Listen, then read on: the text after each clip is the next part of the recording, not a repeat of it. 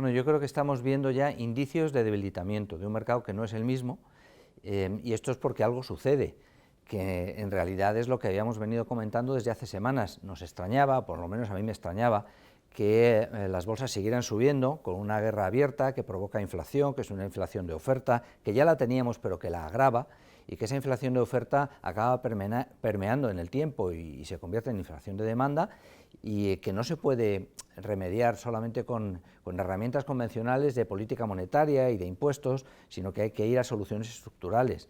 Es decir, estructuralmente hay que buscar otros suministradores de petróleo, de trigo, etcétera, ¿no? Y en ese contexto pues también da lugar a márgenes erosionándose, márgenes empresariales que se erosionan, a rentas reales de las familias pues también erosionadas, un poco tocadas, y eso pues redunda en resultados empresariales más débiles. Y al final las bolsas es lo de siempre, en el medio y largo plazo hacen lo que hagan los resultados empresariales. Por lo tanto, en un contexto como este, lo que no tenía sentido es que el mercado siguiera subiendo como si nada sucediera, ¿no? Ojalá, pero no es así. Entonces empezamos a ver determinados síntomas de que hay debilitamiento. ¿Y esto por qué es? Bueno, pues porque se va poniendo de manifiesto de alguna forma el ritmo que también habíamos comentado otras veces, que es primero la macro y después la micro. Es decir, primero tienen que verse determinados indicadores macroeconómicos, determinados indicadores de cómo va la economía mundial, que empiezan a tener otro tono. Lo hemos visto en el CIO alemán, lo hemos visto en el IFO alemán, lo hemos visto en la confianza del inversor europeo, y lo estamos viendo también en otros indicadores que nos pillan algo más lejos, como es en Asia, etcétera, ¿no?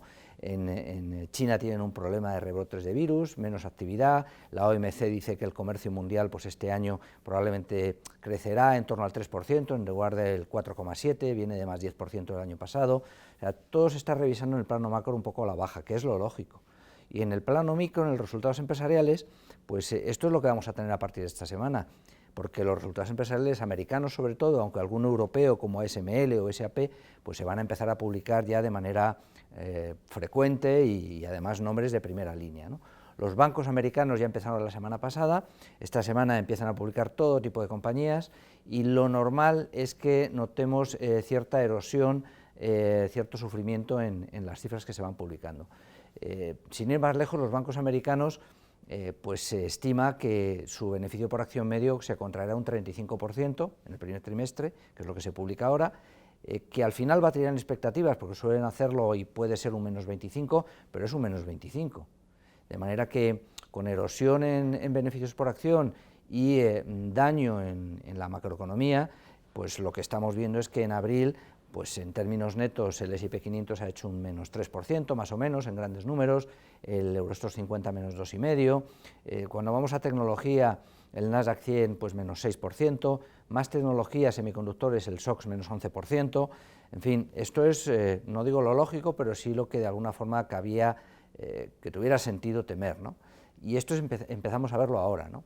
¿Qué clave tenemos por delante? Pues confirmar, corroborar, que yo creo que va a ser así, que el debilitamiento macro se produce, y por otro lado empiezan los resultados empresariales a ser abundantes, y vamos a ver las cifras y sobre todo los guidance, las expectativas que den para los siguientes trimestres, que tienen que ser algo más débiles también.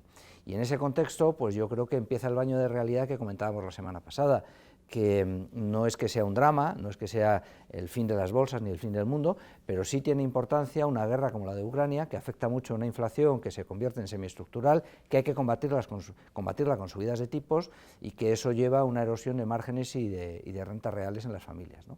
Y por lo tanto yo creo que esto es muy coherente con una estrategia de inversión más conservadora, que vamos a seguir esperando cómo se confirma por los acontecimientos, pero que me temo que va a seguir siendo así. Muchas gracias.